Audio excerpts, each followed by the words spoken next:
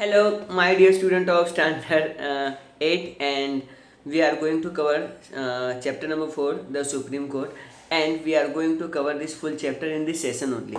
It's not a big chapter, it's a small chapter. So, without any delay, let's begin.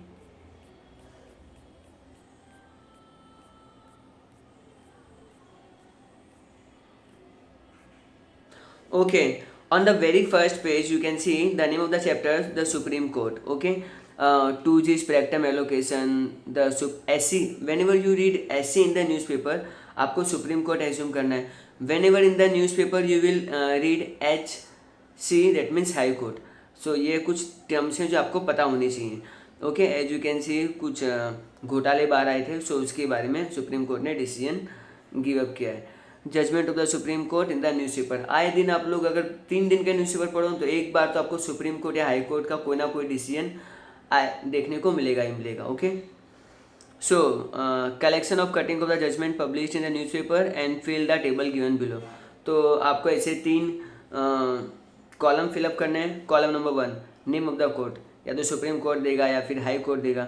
ठीक है. Who file the petition, यानी case करने वाला कौन है. अगेंस्ट हुम, किसके खिलाफ केस किया गया है और उसका डिसीजन क्या आता है. सो आपको कुछ ऐसे केसेस डिस्कस करने हैं जो आपको हम लोग इस चैप्टर में डिस्कस करने वाले हैं. So now read and think. Law is required for the safety and welfare of people. When any citizen or institution break any law, a specific process is followed to address the issue. There is a hierarchy of the court to impart the justice in our country. It starts with the Taluka court as the lowest court, succeeded by the district court, high court and the supreme court. So friends, कानून तो सबको follow करना चाहिए क्योंकि वो लोगों की safety के लिए बनाए जाते हैं. एंड हम सिटीजन्स की रिस्पॉन्सिबिलिटी बनती है कि उस कानून को फॉलो करें. पर कई बार क्या होता है, ये कानून तोड़ दिए जाते हैं, इन कानूनों को ब्रेक किया जाता है. एंड जब भी इनको ब्रेक किया जाता है तो ये जो कोर्ट है ये हमको पनिशमेंट या पेनल्टी जो भी मतलब होता है प्रोसेस वो फॉलो करते हैं. तो हायरार्की तो आपको पता है, पहले तालुका कोर्ट हम लोग पहले ही पढ़ चुके हैं. उसके ऊपर district court, high court and सबसे ऊपर सुप्रीम कोर्ट आता है. Okay, the judiciary is one of the important organ of the government. Judiciary is kept independence from the legislature and executive. Well, हमारी गवर्नमेंट की 3 बॉडी होती हैं. Okay, legislature जो हमारे मेंबर ऑफ पार्लियामेंट चुन के जाते हैं. ठीक है. एग्जीक्यूटिव, अब जो गवर्नमेंट फॉर्म हो रही है तो वो जो पॉलिसीज़ बनाती है, काम को एग्जीक्यूट करवाती है, that is called executive. And judiciary मतलब जो कानून फॉलो नहीं करता है उनको पनिशमेंट देना. ठीक है. What does independent judiciary means? Is there any relation between the court in your village, city or the Supreme Court located in Delhi?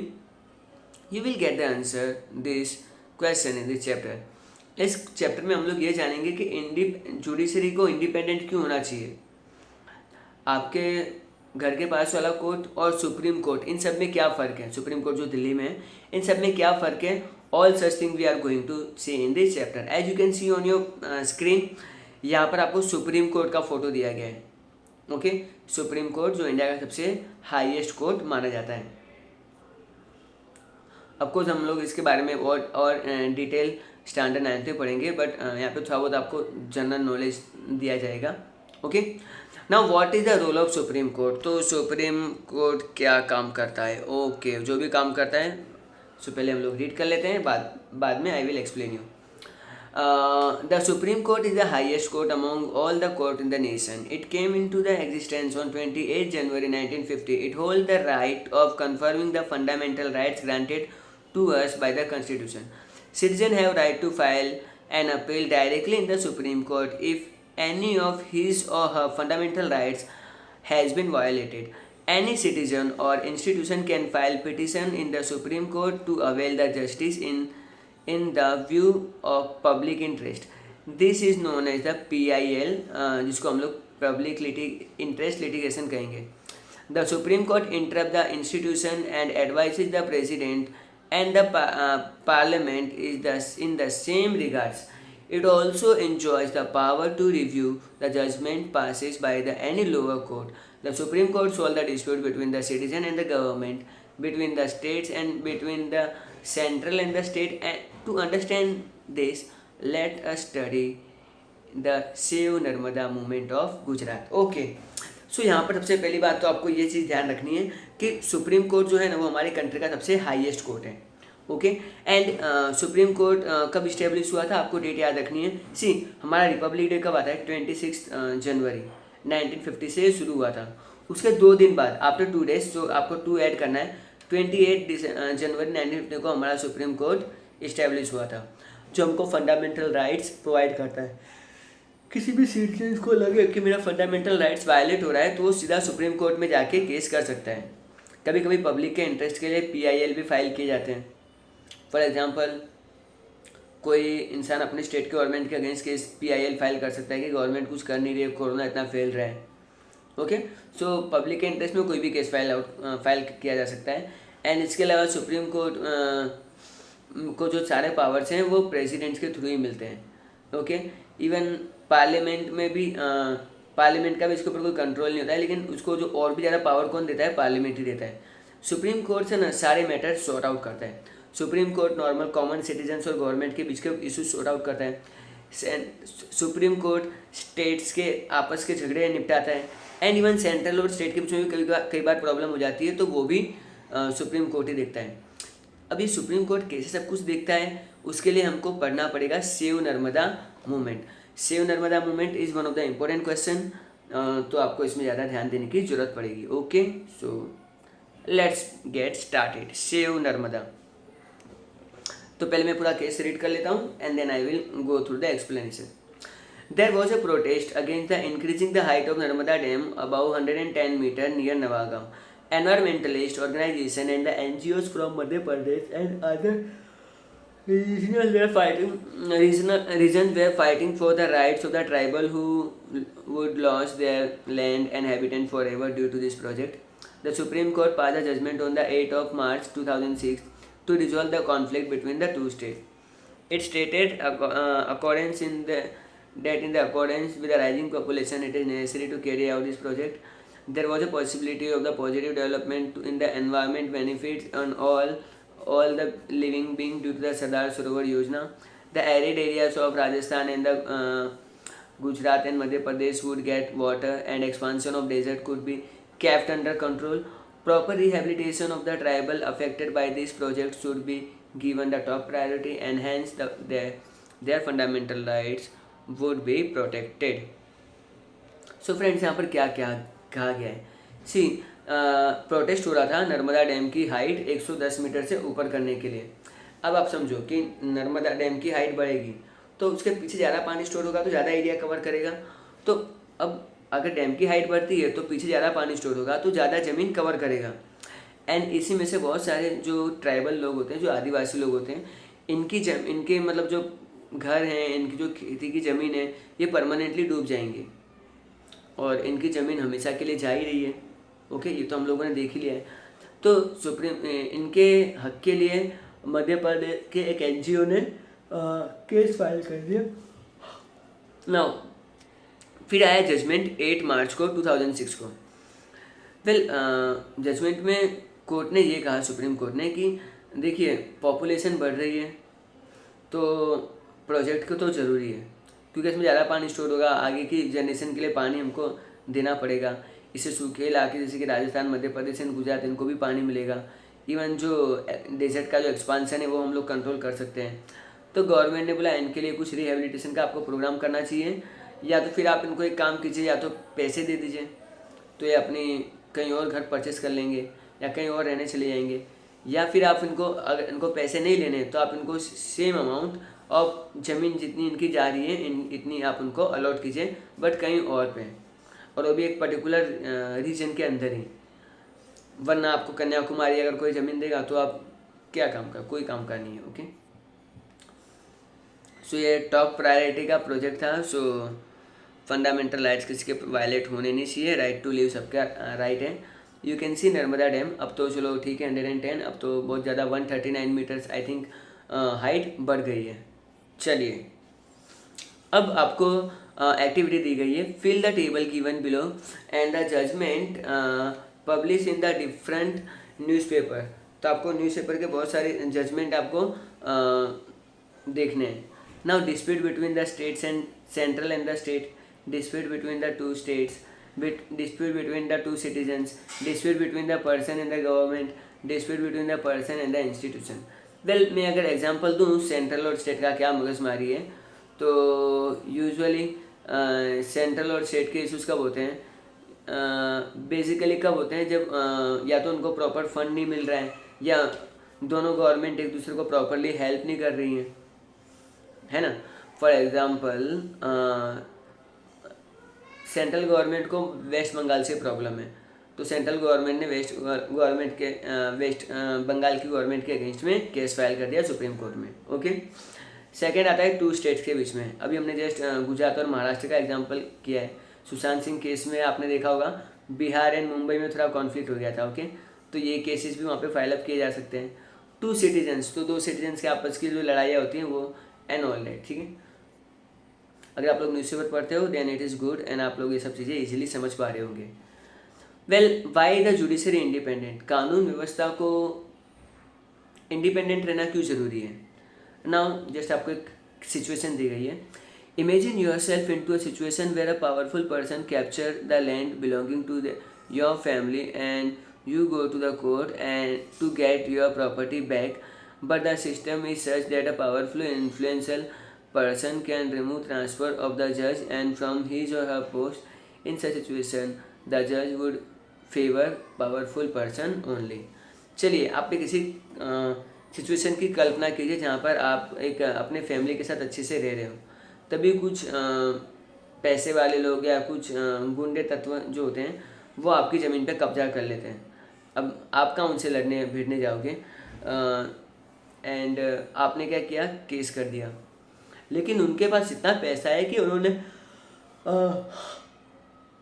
Government का प्रेशर बनाया और जज को धमकी दी कि मैं तेरा ट्रांसफ़र कर दूंगा, ये कर दूंगा, वो कर दूंगा, एंड जज को डरा धमका के जो डिसीजन है अपने फेवर में करवा दिया.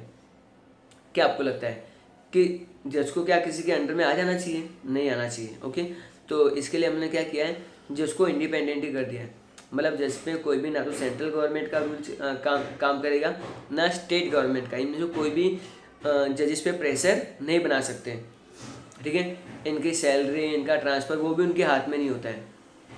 Okay. So let us go through this paragraph and then I will explain further. So if the judiciary is deprived from freedom, its powerful influential people can control the judiciary. There will be no impartial judgment. That is the reason why our constitution does not allow such kind of interference. That is why judiciary has been kept independent from the legislative and the executive.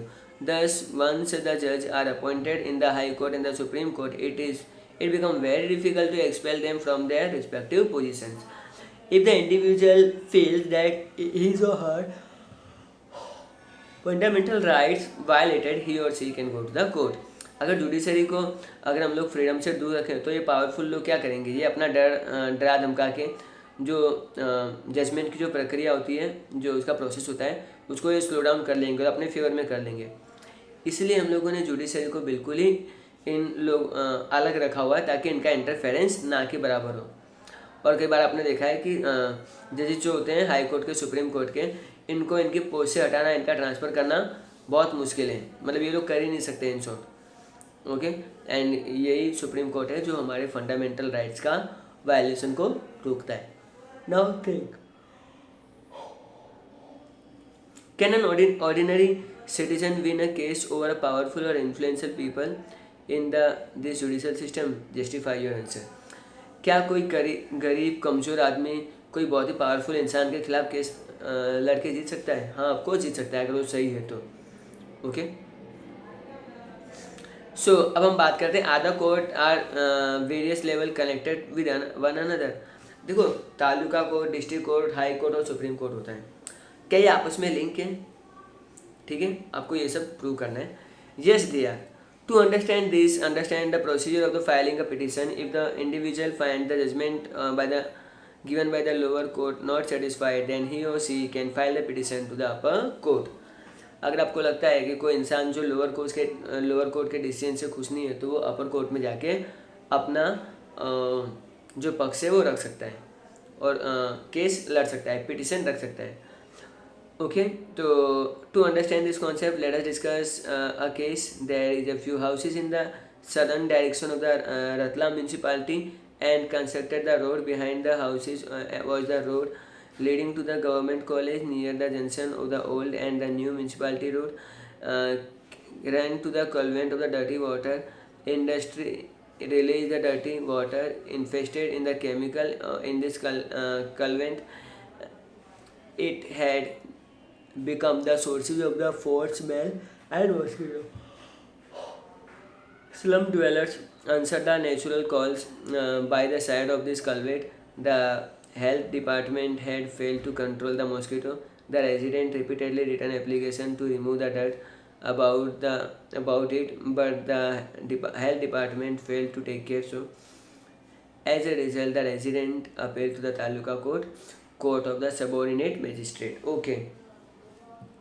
तो यहाँ पर दिया है Ratlam municipality का case.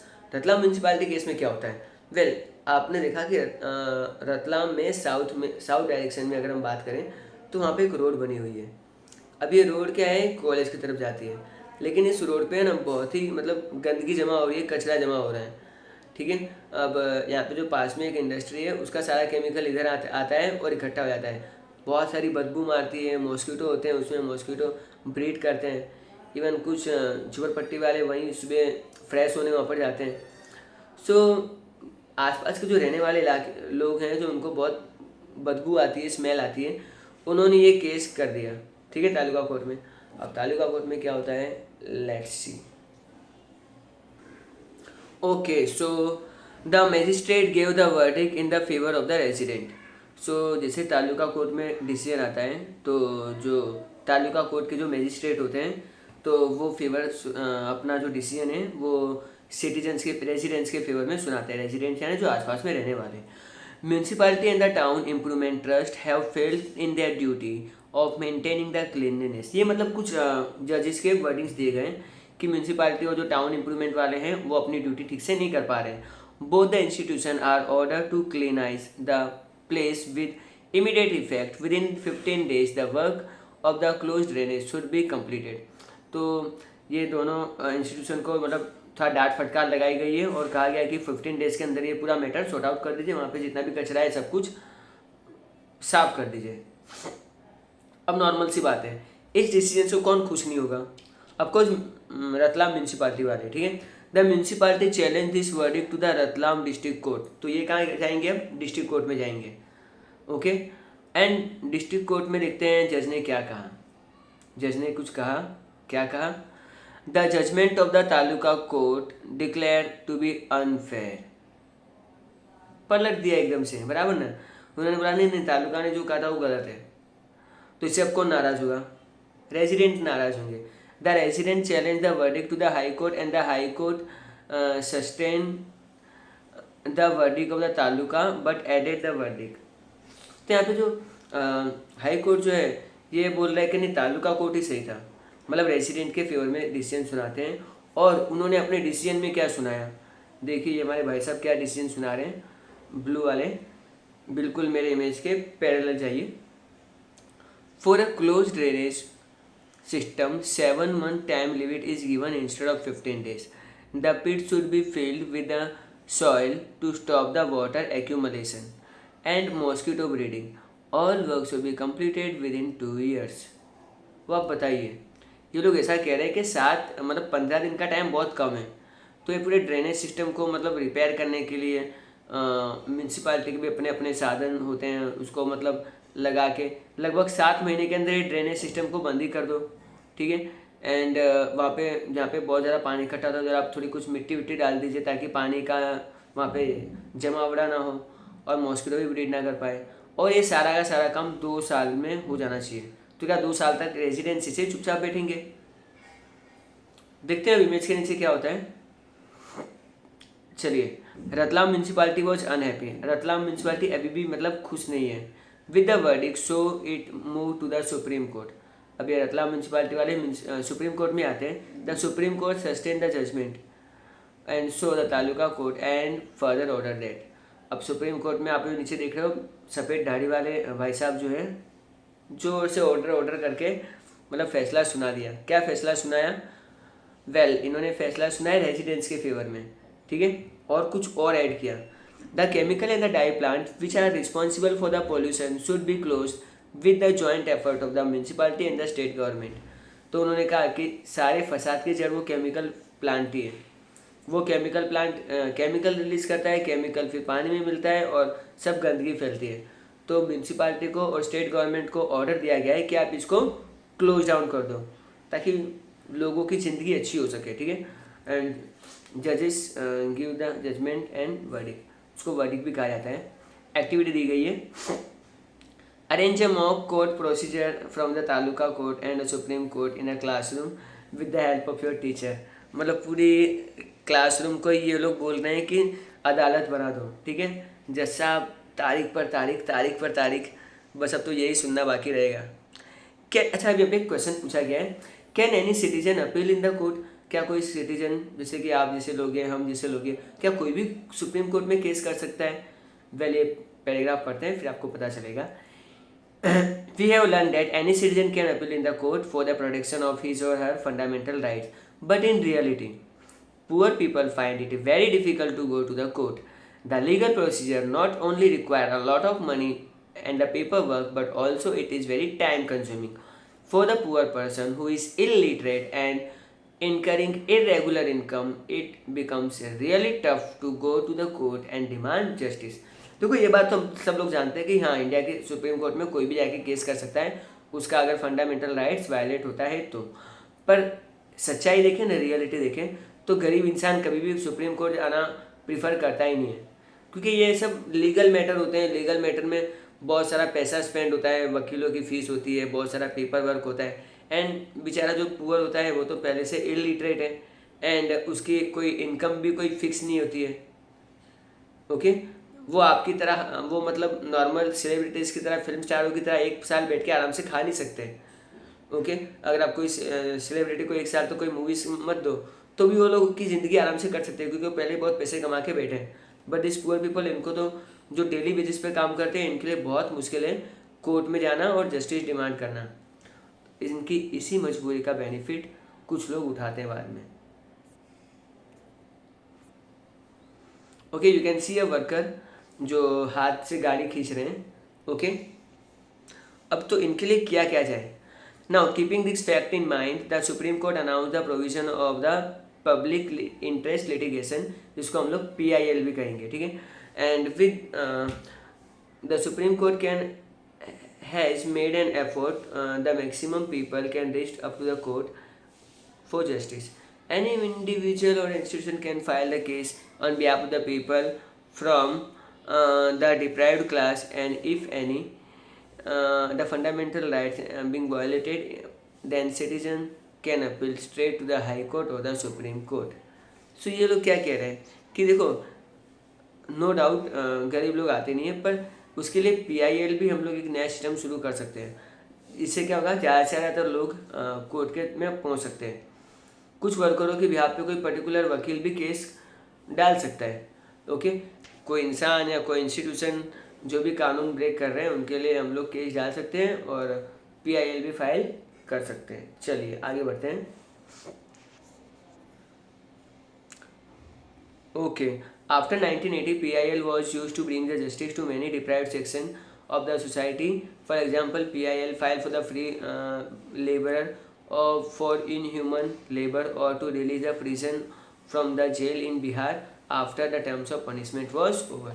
So PIL इसलिए डाला जाता है ताकि जो लोगों को परेशान किया जा रहा है वो परेशानी बंद हो सके। अब मान लो आपने एक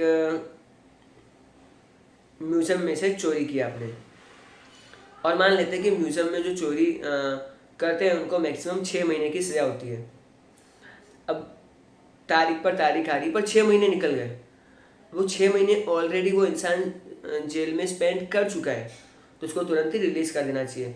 ऐसे बहुत सारे लोग होते हैं जिनको रिलीज़ नहीं किया जाता है, तो उनके हक के लिए PIL कई बार डाली जाती है, ओके।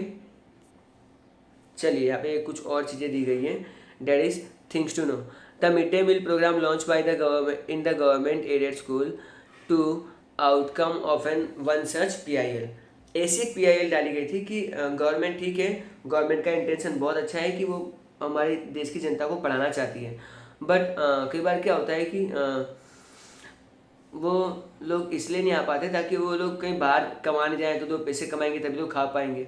तो इसका इन लोगों ने एक अच्छा PIL डाला कि अगर स्कूल वाले ही बच्चों को नाश्ता प्रोवाइड करें तो जो मिड डे मील है, ताकि कुछ बच्चे भले ठीक है उनकी पढ़ाई कैसी भी हो, लेकिन एटलीस्ट वो खाने के लालच में तो आएंगे स्कूल में, और स्कूल में आएंगे तो कुछ पढ़ लिख भी जाएंगे।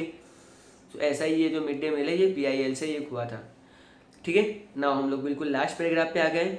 If the supreme court find any PIL regarding the fundamental rights और it's implementation is inappropriate, then the government may punish the person, group of people or the institution। अगर कहीं पर किसी के फंडामेंटल राइट्स वायलेट होते हैं तो supreme court के पास पूरा राइट है कि वो किसी इंसान को या किसी ग्रुप ऑफ पीपल को या किसी इंस्टीट्यूशन को डांट फटकार लगा सकती है। So these are the some question answers. ठीक है, आप लोगों को नर्मदा वाला केस पहले ही क्वेश्चन में दिख गया होगा। ठीक है, रतलाम वाला 4th क्वेश्चन में। So both the cases are discuss over here. You will find few of the true or false, and this is the ending of our chapter number 4. There are no parts. Straight away I had finished in the one session only. So I think आप लोग अपने CWs complete कर ली होगी chapter number 3 तक. So you guys are amazing. Keep learning, keep watching. Bye everyone.